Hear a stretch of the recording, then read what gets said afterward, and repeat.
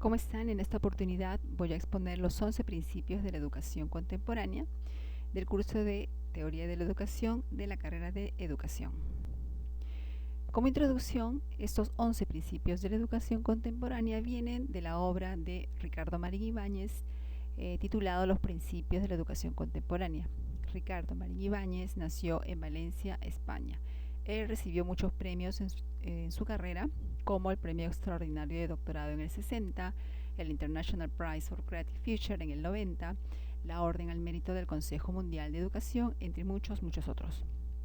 Además, creó 2 institutos en Valencia, publicó más de 200 artículos de temas educativos, escribió más de 44 libros y biografías. Ricardo Marín, además, fue asesor de la UNESCO para las reformas educativas en Iberoamérica. A continuación, resumo los 11 principios de su obra. Primer principio de educabilidad. Este principio nos dice que todo ser humano es susceptible de ser educado avanzando a su propio ritmo y dentro del marco de sus condiciones genéticas, de su naturaleza y ambientales. Susceptible, que quiere decir que el ser humano tiene las condiciones, viene con esas condiciones, con esa naturaleza innata de que realice todo aquello que se le indica. Segundo principio de individualización. Este principio nos dice que existen rasgos que tipifican unos hombres o mujeres respecto de otros u otras, como nos diferencian la capacidad biológica, mental, los intereses vocacionales, etcétera, que hacen que cada uno tenga un perfil sui generis. ¿Qué quiere decir sui generis? Que cada uno es un ser excepcional, diferente, único en su especie o género. Es decir, no vamos a encontrar dos alumnos idénticos. No, porque tienen sus diferencias individuales y cada uno, por lo tanto, requiere un tratamiento didáctico diferente. Se han realizado intentos para poder homogeneizar estas diferencias en cada personalidad de cada estudiante. Una tarea difícil, pero no imposible. Por lo tanto, a fin de atender estas diferencias individuales, se han generado algunas estrategias educativas, de las cuales mencionaremos 2. La diferencia de programas. ¿Qué quiere decir esto? Que hay que tener una variedad tanto en cantidad como métodos, variando según la velocidad y el ritmo del aprendizaje del estudiante, porque vamos a encontrar estudiantes que aprenden más rápido y estudiantes que no aprenden tan rápido. Entonces, por eso dice acá, variando la velocidad y el ritmo. Luego tenemos la estrategia de establecer grupos flexibles, donde los alumnos trabajan con compañeros de diversos niveles según el avance en sus materias. Es decir, vamos a mezclar en los grupos compañeritos de los que saben más con los que saben menos, para que entre ellos puedan aprender. Además, se ha visto que dentro de esta estrategia de grupos flexibles, dentro del trabajo grupal también se da énfasis al aprendizaje individual, como modificando la organización del trabajo escolar y empleando procedimientos y tecnologías ingeniosas. Como así son las escuelas de Winnetka o Plan Dalton, en donde estas escuelas se enfocan en el interés del niño para que sea autónomo y también forma hábitos para su vida social. Cuando se refiere a énfasis en el aprendizaje individual, ¿por qué dentro del grupal? Porque cuando se hace un trabajo grupal, el docente o profesor califica tanto el trabajo, una sola nota para un trabajo grupal, como califica cómo ha trabajado cada uno individual. Como tercer principio tenemos el de socialización. Aristóteles nos dice que el hombre es un ser social por naturaleza, porque al nacer, el ser humano, al nacer, a diferencia de los animales, es el más desamparado y requiere totalmente del apoyo materno y de su entorno para poder desarrollar, ¿no?, y sobrevivir. Entonces, que es mayor del tiempo que del común de los animalitos para desarrollarse, ¿no? Por lo tanto, el ser humano en su proceso de socialización va a incorporarse a una cultura de su pueblo, ¿no?, con las creencias dentro del medio en el que vive, con sus valores, con sus propias costumbres. Así aprendemos a vivir y convivir con los demás, con el objetivo primario de la educación de cultivar la dimensión social del hombre. Por ello, en los colegios se instalan las actividades grupales, ¿no? Y también para llevar a cabo este principio de socialización, también se vincula el centro educativo junto con la familia y la sociedad. Es así que en Europa nacen con este Enfoque de socialización, las escuelas como la de Roger Cuisinet, Celestine Freinet o Plangin, en donde se le da libertad total a que el niño escoja su grupo, trabaje en grupo de una manera espontánea, siempre con la supervisión del profesor. Como cuarto principio tenemos el de la actividad. Los niños son activos por naturaleza, eso sí, ellos vienen con una energía innata.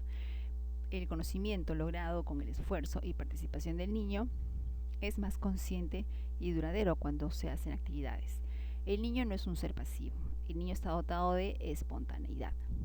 Por lo tanto, el maestro debe canalizar esta característica activa del niño y orientarla para que no devenga en dañina. Y además debe respetar su espontaneidad, la espontaneidad del niño. Entonces, el aprovechamiento didáctico aplicando este principio de actividad se expresa en el aprender haciendo. Y como quinto principio tenemos el de la intuición. La intuición es comprender las cosas al instante, sin necesidad de realizar complejos razonamientos.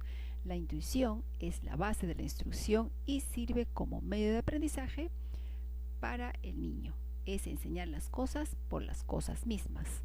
Por ejemplo, si queremos describir a los niños cómo es una vaca, no solo debemos decirle oralmente cómo es la vaca o enseñándole dibujos, sino debemos ponerlos en contacto directo con la vaca para que la puedan ver, para que la puedan tocar, para que la puedan oír y así la perciban a través de sus sentidos. Por ejemplo, en la fotografía vemos a unos niños que se les ha llevado a una granjita para que en vivo y en directo puedan ver cómo es una vaca, ¿no? Su tamaño, etc. Así es que se cumple con el principio de aprendizaje, que dice que cuanto mayor número de sentidos intervienen en un aprendizaje, este será más completo y duradero. Por lo tanto, en los niños la enseñanza debe ser lo más objetiva posible. Ya luego, cuando crezcan en la pubertad, se les enseñará materias más abstractas y con el uso de símbolos, como por ejemplo matemáticas con fórmulas más complicadas, algo que obviamente los niños no van a poder hacer. Y así se cumple el principio de la intuición. Cuanto más sentidos intervienen en un aprendizaje, se les quedará más en su memoria. El sexto principio del juego. El juego es para el niño, lo que el trabajo es para el adulto. Niño que no juega, dicen los psicólogos, es un niño enfermo, ¿no? Los estudios han mostrado la posibilidad de trastornos psicofísicos en los niños si es que se les priva de la actividad lúdica o del juego. Por lo tanto, hay que aprovechar el juego como recurso para que el niño aprenda jugando. Ese es el lema, que aprenda jugando. Y el secreto de un buen educador es conducir al niño del juego al trabajo sin que se dé cuenta, o sea, de una manera insensible, ¿no? Insensiblemente. Cada edad tiene sus propios intereses lúdicos. Un niño de 5 años no se va a distraer con un juego de otro niño de 10 años, ¿no? Por lo tanto, los juegos también disciplinan a los niños, los forma moralmente, ya que en un juego los niños tienen que obedecer las reglas, ¿no? Y también saben que si faltan a una de esas reglas o cometen una infracción, tendrán una sanción. Esa es la importancia del principio del juego. Como séptimo principio tenemos el de la creatividad. Sabemos que hoy en día la ciencia y la tecnología han avanzado mucho y nos han traído nuevos recursos que los debemos usar de una manera adecuada en la educación. Por lo tanto, ante esto, la educación debe romper moldes clásicos y tradicionales y actualizar continuamente su currículo. Por ello, la creatividad debe aplicarse en todas las actividades y asignaturas, ¿no? El maestro debe ser creativo e innovador y estimular el pensamiento divergente con estos recursos, es decir, ayudar al niño a que ante una tarea o un problema formule varias alternativas de solución. Por ejemplo, en la figura vemos a un niño que está con un iPad posiblemente aprendiendo a sumar o a restar, ¿no? Entonces, ya que el niño por naturaleza es creativo, es en el colegio donde debe estimularse y practicarse para que el niño desarrolle ese don innato, ¿no? De su creatividad, para solucionar sus tareas, sus problemas de las mayores maneras posibles. El octavo principio, criticidad. La criticidad es la capacidad de hacer afirmaciones conscientes, verdaderas, es la capacidad de analizar. No queremos un niño con un pensamiento convergente, que sea pasivo, conformista, que tenga pereza mental. No, lo que queremos más bien es un estudiante activo, curioso, creativo, que construya su conocimiento, que experimente. Y por lo tanto, queremos un estudiante con pensamiento divergente, ¿no? Que piense varias formas de soluciones ante una tarea o una situación. Un niño que aprenda a pensar, que filosofe, a filosofar. ¿Y cómo desarrollamos esta capacidad para que el niño sea analítico, crítico y cuestionador? Por ejemplo, podemos darle a que lea un personaje histórico y nos diga cuáles son sus virtudes y sus defectos. También podemos darle a que lea un periódico local y nos diga cuál es lo positivo y negativo que le encuentra en este artículo. También podemos decirle que vea un determinado programa de televisión y que lo analice. Así nosotros promovemos a que el niño desarrolle un pensamiento divergente. Como noveno principio, el de la cooperación.